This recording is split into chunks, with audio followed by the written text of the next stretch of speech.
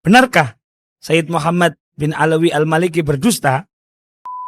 Tersebar sebuah video seorang ustadz konten kreator yang mereaction konten Gus Baha berikut ini. Loh lantas siapa yang menyebutkan ini? Yang menyebutkan bahwa setiap hari Senin azab Abu Lahab diringankan. Siapa yang menyebutkan bahwa Suwaibah itu dimerdekakan oleh Abu Lahab karena Suwaibah memberikan kabar kepada Abu Lahab bi wiladatil Mustafa? Jawabannya adalah yang menyebutkan kisah dusta itu adalah Sayyid Muhammad bin Alawi Al-Maliki seperti yang disampaikan oleh Gus Baha. Khaulal Ikhtifal niku halaman 15. Bismillahirrahmanirrahim. Ini Dawi Said Muhammad nyeritakno adillatu jawazil ikhtifal bi maulidin Nabi sallallahu alaihi wasallam. Dalil boleh acara ikhtifal, acara syukuran di maulidin. Faqad jaa fil Bukhari annahu yukhaffafu an Abi Lahabin kulla yaumis Isnin. Kisah yang sudah tersebar luas di masyarakat ini ternyata sudah didistorsi oleh para pelaku bid'ah guna untuk mendukung kebid'ahan mereka. Kita lihat bagaimana Al-Imam Bukhari membawakan kisah ini. Al-Imam Bukhari belum membawakan hadis ini dari Urwah. Kemudian Urwah berkata, wa Suwaibatun maulatu li Abi Lahab kana Abu Lahab a'taqoha. Bahwa Suwaibah ini adalah budaknya Abu Lahab. Kemudian Abu Lahab memerdekakan Suwaibah.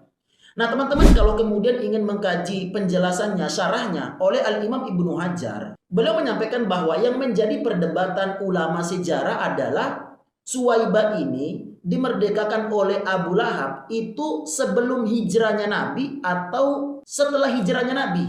Namun oleh Al-Imam Ibnu Hajar di dalam kitab Fathul Bari beliau berkata, walladhi fis siyar yukhalifuhu wa huwa anna Aba Lahab a'taqaha qabla al-hijrah. Nah, oleh Al-Imam Ibnu Hajar belum menyampaikan bahwa sesungguhnya Abu Lahab dia memerdekakan Suwaibah sebelum hijrahnya Nabi Shallallahu Alaihi Wasallam. Yang dikaji hanya sebatas itu. Tidak ada kajian ulama yang mengatakan bahwa Suwaibah itu dimerdekakan oleh Abu Lahab karena Suwaibah menyampaikan kabar kepada Abu Lahab lahirnya Nabi sehingga Abu Lahab memerdekakan Suwaibah. Tidak ada pembahasan demikian. Sehingga tidak asing lagi kalau para pelaku bidah itu berbohong. Kisah-kisah kemudian diselewengkan oleh mereka. Siapakah Sayyid Muhammad bin Alawi Al-Maliki? Sebelum kita masuk pada inti permasalahannya, saya merasa perlu untuk terlebih dahulu memperkenalkan siapa sosok yang dikatakan pendusta oleh Ustadz muda di video tersebut. Untuk diketahui, Sayyid Muhammad bin Alawi Al-Maliki adalah sosok ulama besar yang lahir di kota Mekah Al-Mukarramah pada tahun 1367 Hijriah. Dari orang tua yang juga merupakan sosok ulama besar di zamannya, yaitu Sayyid Alawi bin Abbas Al-Idrisi Al-Maliki Al-Hassani yang merupakan keturunan Nabi Muhammad SAW. Ayahanda beliau merupakan penasehat Raja Faisal di zaman itu. Kualitas keilmuan beliau bisa kita lacak, kita baca, dan kita teliti pada kitab-kitab beliau berikut ini.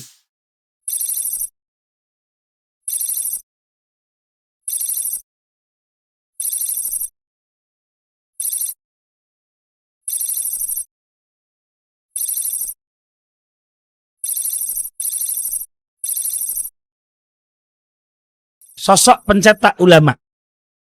Tidak hanya aktif menulis dan memiliki karya-karya yang luar biasa semasa hidupnya, beliau merupakan pengajar di Masjidil Haram dan juga memiliki madrasah di Makkah Al-Mukarramah, yang mana hingga hari ini beliau memiliki begitu banyak santri yang tersebar di seluruh penjuru dunia. Bahkan di antaranya menjadi ulama besar yang memiliki ribuan bahkan puluhan ribu santri. Sebut saja yang pertama, Kiai Haji Abdullah Faqih Langitan beserta putra-putranya. Yang kedua, Kiai Haji Maimun Zubair, pengasuh Pondok Pesantren Al-Anwar Sarang. Yang ketiga, Kiai Haji Thaifur Mawardi yang merupakan pengasuh Pondok Pesantren Darut Tauhid Purworejo serta putra-putra beliau. Yang keempat, Al-Habib Hasan bin Ahmad bin Hussein Baharun, pendiri Pondok Pesantren Darul Lughah wa Da'wah Pasuruan, Jawa Timur, beserta putra-putranya. Yang kelima, Kiai Haji Ihya Ulumuddin yang memiliki Pondok Pesantren Nurul Haramain di Malang dan juga aktif berdakwah di Jawa Timur. Yang keenam, Kiai Haji Abuya Soleh Salamah, pengasuh Pondok Pesantren Darussalam Jatibarang, Brebes, Jawa Tengah. Yang ketujuh, Al-Habib Muhammad bin Idrus Al-Haddad, Malang, yang merupakan pendiri dan juga pengasuh pesantren Dar Al-Imamin Nawawi. Dan masih banyak sekali nama besar lainnya yang akan sangat panjang jika kita bahas di video yang singkat ini. Pertanyaan sebaliknya adalah, apa karya yang sudah pernah Anda tulis kemudian bermanfaat untuk masyarakat luas? Kemudian berapa ribu santri yang sudah belajar dan menjadi ulama di tangan Anda? Benarkah Sayyid Muhammad bin Alawi Al-Maliki berbohong? Ada dua catatan fatal yang ingin kami kritisi dari tuduhan Anda itu. Yang pertama, Wa Suwaibatun maulatu li Abi Lahab kana Abu Lahab a'taqoha. kata Suwaibah dalam bahasa Arab itu merupakan isim ghairu munsharif, Ustaz. Karena Suwaibah memiliki dua illah, yaitu alamiah dan juga taknis.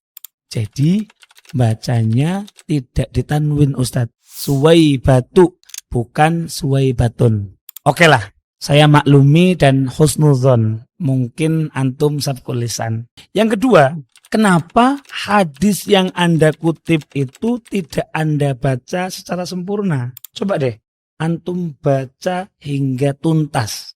Karena kata kunci pada hadis tersebut ada di bagian akhir. Berikut redaksi yang ada dalam kitab Sahihul Bukhari, Babun Nikah, nomor 5101, halaman 1301. Qala Urwatu wa Suwaibatu maulatun li Abi Lahabin. Kana Abu Lahabin a'taqaha fa'arda'atin Nabiyya sallallahu alaihi wasallam. Falamma mata Abu Lahabin uriyahu ba'du ahlihi bisyarri hibatin. Qala lahu ma laqita? Qala Abu Lahabin lam alqa ba'dakum ghairu anni suqitu fi hadhihi bi'ataqati Suwaibata. Yang artinya Sayyidina Urwah berkata bahwa Sayyidah Suwaibah adalah budak dari Abu Lahab. Abu Lahab memerdekakannya, kemudian beliau menyusui Nabi Muhammad sallallahu alaihi wasallam. Ketika Abu Lahab meninggal, sebagian keluarganya melihat Abu Lahab dalam keadaan yang begitu jelek. Kemudian keluarganya berkata, apa yang kamu temukan setelah kematian ini? Maka Abu Lahab menjawab, setelah aku mati, aku tidak menemui kebaikan apapun. Hanya saja aku diberi minum karena aku telah memerdekakan Suwaibah. Perhatikan, diksi suqitu yang artinya diberi minum. Itu artinya Abu Lahab tetap mendapatkan keringanan dan mendapatkan nikmat. Meskipun kita tahu Al-Quran telah menetapkan bahwa tempatnya adalah di neraka. Nah, selain tercantum di kitab Sahihul Bukhari, Ustaz, redaksi hadis ini juga bisa kita temukan pada kitab-kitab berikut ini. Yang pertama, kitab Al-Musannaf, karya Al-Hafidh Abi Bakar Abdul Razak As-San'ani, yang wafat pada tahun 211, pada juz 7 halaman 477. Yang kedua, dalam kitab Dalailun Nubuwah, karya Al-Imamul Baihaqi, yang wafat pada tahun 458 Hijriah, di halaman 149. Yang ketiga, dalam kitab Ar-Raudul Unuf, Syarah Sirah Ibn Hisam, yang merupakan karya dari Al-Imam Al-Muhaddis Abdurrahman As-Suhaili, yang wafat pada tahun 581 pada halaman 191 sampai dengan 192. Yang keempat, dalam kitab Al-Bidayah wan Nihayah, karya Al-Hafidh Al-Mu'arrikh Abul Fida Ismail Ibn Katsir, yang wafat pada tahun 774, juz 3 halaman 407. Yang kelima, Fathul Bari Bisyarhi Sahihil Bukhari, karya Al-Imam Al-Hafidh Ahmad Ibn Hajar Al-Asqalani, yang wafat pada tahun 852, juz 9 halaman 140. Yang menyebutkan kisah dusta itu adalah Sayyid Muhammad bin Alawi Al-Maliki. Mohon maaf Ustaz, jika Anda belum menemukan atau membacanya hingga tuntas, alangkah baiknya Anda tidak menyematkan tuduhan kebohongan kepada orang lain. Coba bayangkan betapa banyak orang yang tersakiti dengan tuduhan Anda ini. Wahai segenap para pecinta Abuya Sayyid Muhammad bin Alawi Al-Maliki, bagaimana perasaan Anda semua jika Abuya yang kita cintai ini dituduh pendusta oleh seseorang yang sebetulnya hanya kurang sabar dan kurang tuntas dalam membaca, namun sudah berani menjudge ulama dan guru besar yang kita cintai. Apakah benar Al-Imam Ibn Hajar tidak menyebutkan riwayat ini? Nah, oleh Al-Imam Ibnu Hajar belum menyampaikan bahwa sesungguhnya Abu Lahab dia memerdekakan Suwaibah sebelum hijrahnya Nabi Shallallahu Alaihi Wasallam. Yang dikaji hanya sebatas itu. Tidak ada kajian ulama yang mengatakan bahwa Suwaibah itu dimerdekakan oleh Abu Lahab karena Suwaibah menyampaikan kabar kepada Abu Lahab lahirnya Nabi sehingga Abu Lahab memerdekakan Suwaibah. Tidak ada pembahasan demikian. Sekali lagi, sepertinya klaim ini harus Anda pertanggungjawabkan. Karena faktanya kami menemukan riwayat yang persis seperti apa yang termaktub dalam kitab Haulal Ihtifal karya Sayyid Muhammad bin Alawi Al-Maliki yang dijelaskan oleh Gus Baha dan menjadi bahan olok-olok Anda itu. Dikatakan dalam kitab Ar-Raudul Unuf Syarah Sirah Ibn Hisam karya Al-Imam Al-Muhaddis Abdurrahman As-Suhaili. Beliau mengatakan bahwasanya Sayyidina Abbas berkata, saat Abu Lahab meninggal, aku melihatnya di dalam mimpi, dalam keadaan yang sangat jelek. Maka ia mengatakan, aku sama sekali tidak menemukan kebaikan. Hanya saja azabku diringankan setiap hari Senin. Itu karena Nabi Muhammad SAW dilahirkan di hari Senin, dan Sayyidah Suwaibah memberi kabar gembira kepada Abu Lahab dengan kelahirannya, dan kemudian Abu Lahab pun memerdekakan Sayyidah Suwaibah. Riwayat inilah yang kemudian dinukil oleh Al-Imam Al-Hafidh Ibn Hajar Al-Asqalani pada kitab beliau yang berjudul Fathul Bari bi Syarhi Shahihil Bukhari. Jika kita mau bersabar dan tidak gegabah untuk menyimpulkan, maka kita akan menemukan benang merah. Kita akan menyempurnakan puzzle serta riwayat yang saling melengkapi bahwa yang dikatakan oleh Al-Imamul Bukhari salah satu keluarganya Abu Lahab dalam riwayat Al-Bukhari itu adalah Sayyidina Abbas bin Abdul Muthalib.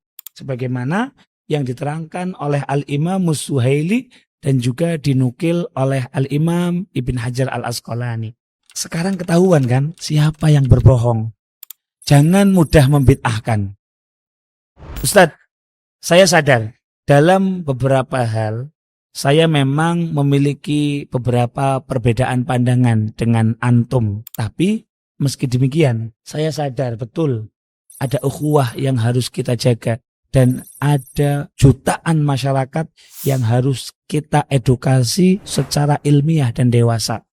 Maka sebisa mungkin meski kita berbeda pendapat, kami selalu menjaga ucapan dengan tidak bermudah-mudahan menyematkan lontaran kata-kata ahli bid'ah, ahli syubhat, penyembah kubur, musyrik, kafir, dan tuduhan-tuduhan menyakitkan lainnya. Jika sikap Anda selalu seperti itu, lantas kapan kita mengharapkan kaum muslimin akan bersatu?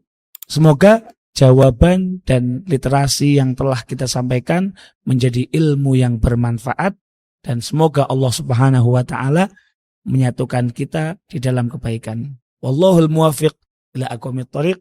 Assalamualaikum warahmatullahi wabarakatuh.